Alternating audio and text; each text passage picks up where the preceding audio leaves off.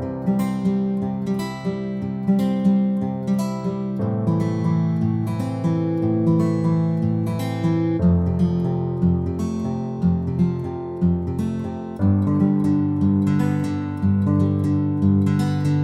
friends, welcome back to my channel. Today I came up with another interesting topic about 1000 plus Australian companies willing to sponsor workers to Australia. And why only these 1000 plus companies? Why not all companies in Australia sponsor workers? And what it means to you as an international student or an overseas worker. And how you can benefit from this information and how you can maximize the opportunities to get the sponsorship. So I'm going to share some tips at the end. So stay tuned. First things first, why only these 1000 plus companies? Why not all companies in Australia sponsor work visas? There is a reason behind it. You may be aware countries such as Australia, New Zealand, Canada, and many other countries in the Western world has shortage of skills. So that's the reason for this 1000 plus companies. So what these 1000 plus companies did was they tried their best to get the right candidate with the skills that they need, but they could not find it. So what they said to the Australian government, they said, we have tried our best, we could not find a person locally or domestically. So now it's a time for us to recruit someone from overseas. Then the Australian government said, yes, you have done your best, you have shown all the evidence that's required, that you have done the best to get there, to procure the right candidate locally and domestically. So now let's get into an agreement. How long do you think this shortage is going to be? And what are the occupations that you're looking for? Then the employer provides all the occupation and as well as the time frame that they enter into an agreement. So the employer and the Australian government through immigration department enter into a labor agreement, which is called, to say that okay, this occupation, for example accounting, is in shortage, and for how many years, maybe 1 year or 2 years. So they enter into an agreement. So what this agreement tells you, that you can sponsor a worker if you can't find a person locally or domestically. So that's the main reason behind why only these 1000 plus companies. So these 1000 plus companies recruit people on regular basis, or there are maybe organizations that require people on a large scale, or they have a real shortage, genuine shortage, that they could not find people locally, or they are in the regional Australia that nobody is willing to travel and leave work in those areas. So that could be the reason why only this 1000 plus companies. And where do I find the list of these 1000 plus companies? Don't worry, I have provided the list in the description box below for you, and this is already available in the immigration website. So you can go onto the immigration website of Australia and find them as well. And how it benefits you. So what I did was I did a bit of a research, like what these companies are for and what sort of vacancies these companies have. So what I did was I went into the website and then looked up the company name and the industry and the contract period. And then I copied the company name onto Google and I looked for the vacancies list. So I did one by one, and some organizations which you can see in here that looking for, they're also ready to sponsor people from overseas. So you have to capture this type of companies where they say that they are able to sponsor people from overseas. So this is what the whole, how you can use this information for, and how you can maximize the opportunities to get sponsorship from these companies. I'm going to share some tips on that as well. And before going further, how many industries these labor agreements have been entered into? So the labor agreement, this is what the employer and the Australian government entered into an agreement, and this agreement is across different industries. So for example, dairy industry, fishing industry, meat industry, pork industry, and also on hire industry, minister of religion industry, and advertising industry, horticulture industry. So there are nine industries entered into an agreement at the time of making this video.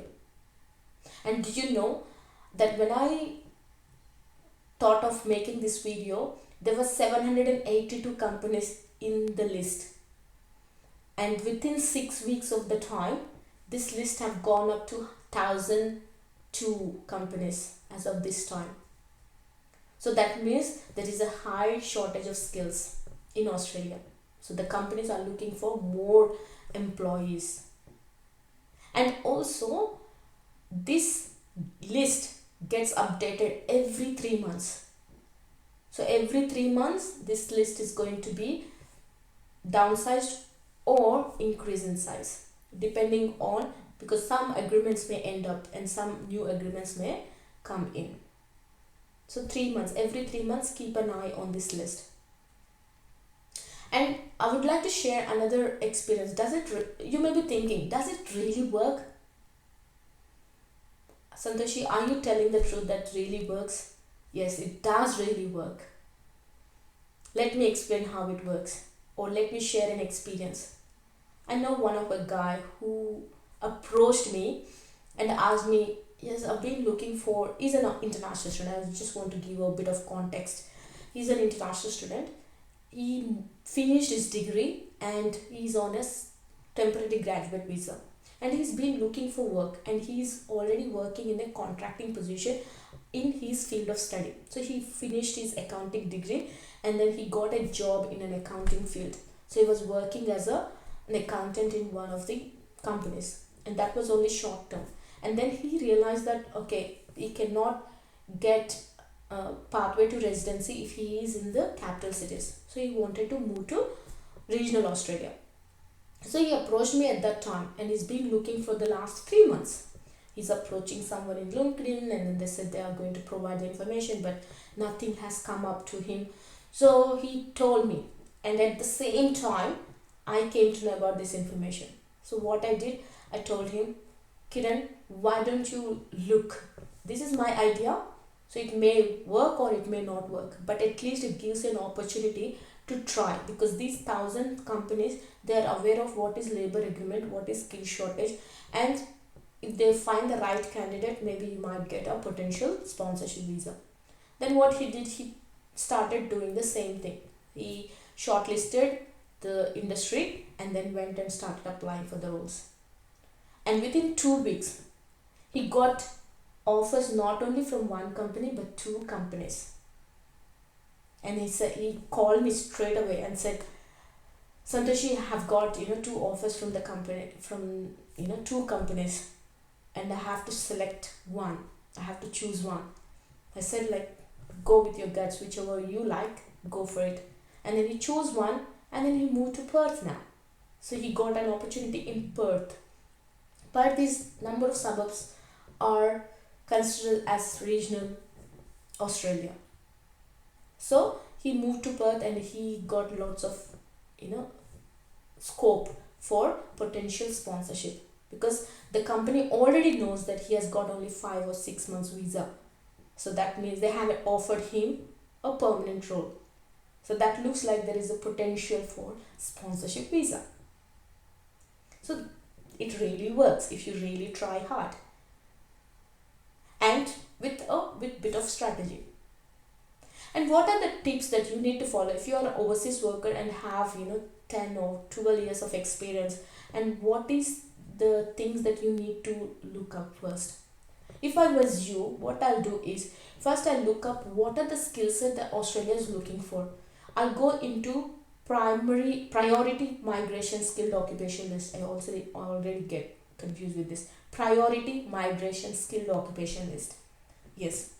Look for these skills, look for this list, and then check whether your occupation is in demand. If it is in demand, yes, you have a high chances of getting a sponsorship. Then once you decide that it is on the priority migration, and then move to this 1,000 plus companies. and then shortlist your industry. For example, if you are an IT person, look up on hire industry. If you are from a meat industry, look up on the meat industry. If you are a person from an advertising background or restaurant background, so look up in the restaurant or advertising background, and then look up the vacancies list of that organization, and then keep applying until you find the right employer. This is really helps you. I don't say it is an easy task. Yes, it takes a lot of time and lot of persistence, lot of hard work and patience, but this is not going to hurt you in any way in trying, right? Yes, you can try that way to get the sponsorship. And coming to the other tip, next one is resume. Yes, get your resume to the Australian standards. You can look up in Google anywhere that what are the Australian resumes templates. You can download one template and list down the things that you wanted to list as per your experience. So list all your experience and your skill set, because skill set is very very important. That is highly required these days, and your experience, of course. Put that one down. If you have any questions or if you want me to review your resume, I'm happy to do it. And many of you ask me how you can approach me. You can approach me through LinkedIn, which I have shared the link below for you, and then you can send me a message and I'm happy to help you as much as I can with the knowledge and experience I have. And the next tip, once you got your resume sorted, you follow the step 1 and also look up the priority skill migration list all the time, because this is very important that you are building from the source. You are trying to identify the source, root cause of this sponsorship. What is the root cause of this? Skill shortage. As simple as that. So if you are on that skill shortage, there are high chances of getting it. So be persistent and be patient. That's very very important to have. And if you are an overseas international student, the same rules apply. As how Kiran did his best, you can also do similarly. And remember, if you are an overseas worker, try to get something in regional Australia, because regional Australia has got a lot of skill shortage. What happens is, if somebody comes to Australia, they move to Sydney or Melbourne. So these are the cities which has got lots of opportunities and at the same time lot of competition as well. So the regional Australia, not many willing to go. So that could be your starting point, which you can add to your advantage. That you can say, okay, I'm happy to work and live in regional Australia with my skill set, and look for the companies that are located in regional Australia. That may help you. Okay, this is very important tip that I would like to give you for those of you who are, if you are an international student or an overseas worker. I hope I have answered all the questions. No, not yet. One more question. You may be thinking, what's the eligibility of getting this sponsorship? Not much information given on the website, but they have given on the English language and as well as the age. The English language, for some industries, they mentioned it is 5, score of 5 in IELTS, or 5.5 for some in IELTS. And age factor, they said up to 45 years of age. And some industries, they mentioned up to 55 years of age. So there is a bit of difference depending on the type of industry. So 18 years to 45 or 18 years to 55 years of age. So you can fall under that category. You can be within that category to get this sponsorship. So these are some of the things that I would like to share about the 1,000+ companies that are willing to sponsor you to Australia. And I hope this information is useful to you. If you have any questions or anything that you want me to address, I'm happy to help you. And before signing off, I would like to emphasize, if you get, so these sponsorship visas may get you a pathway to permanent residency as well. So you can live permanently in Australia. So if you can live in Australia, you have you can also live in New Zealand, because the permanent residents of Australia has got an opportunity to live in New Zealand as well. So if you get a permanent residency in one country, so you get an entry to the other country as well. So one shot, two birds. So this is very important to think as well. Whatever hard work you want to do, you can do to get entry into two countries at the same time. And as you know, I have done a video on 17,000 plus companies that are willing to sponsor in New Zealand as well. So that may help you as well. So that visa is going to be starting from July 2022. So just do your research and go ahead with it. Thank you, and now I'm really signing off, and all the best for your career and job search. And if you think that I would be able to help you on any aspect, I'm happy to help you. I'm also a career coach in Australia. I also talk about how you can build your career. So if you want something about, if you are a fresh graduate and you want to develop your career and you want some ideas on it, I'm happy to help you. And I do for community service. So just I may be a bit taking longer time to respond to you, but I will come back to you for sure. And hope you like this video, and I'll come back with another interesting topic next time. And until then, bye. Thank you.